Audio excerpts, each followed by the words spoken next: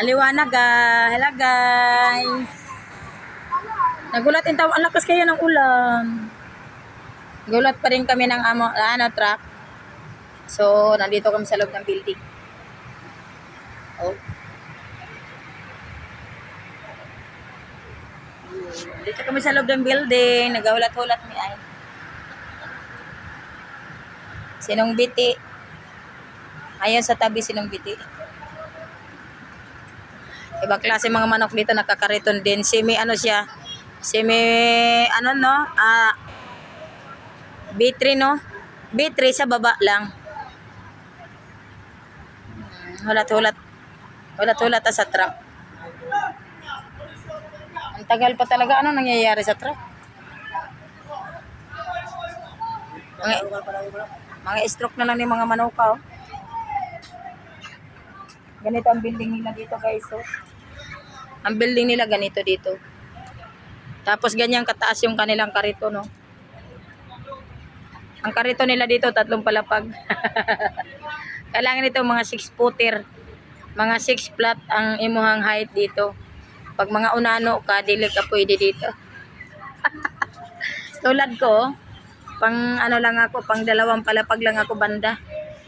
Kasi hindi ko na kaya. Yung 2 palapag nga nila mataas na masyado Ang hirap nang abutin yung manok sa dulo So nagulat-hulat. Ang lakas kaya ng ulan dito.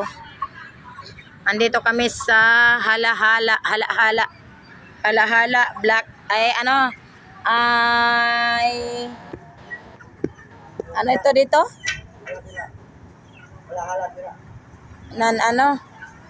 Bitin. Nasa Bitin kami. Natapos na kami sa Bito, so Bitin naman kami, nasa Bitin na kami.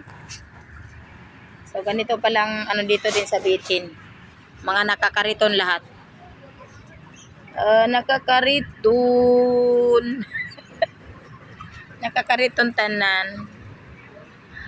So, ayan ang dami manok.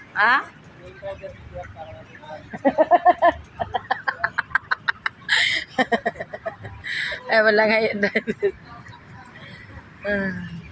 Sinong biti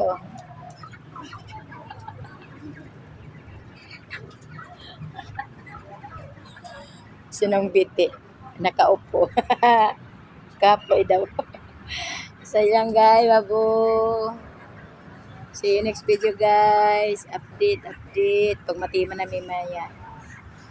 Antay kami ng truck. So naka-2 truck na ba tayo?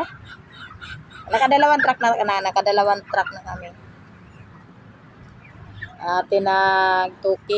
Pinagtuki ang karga. Tapos tukit.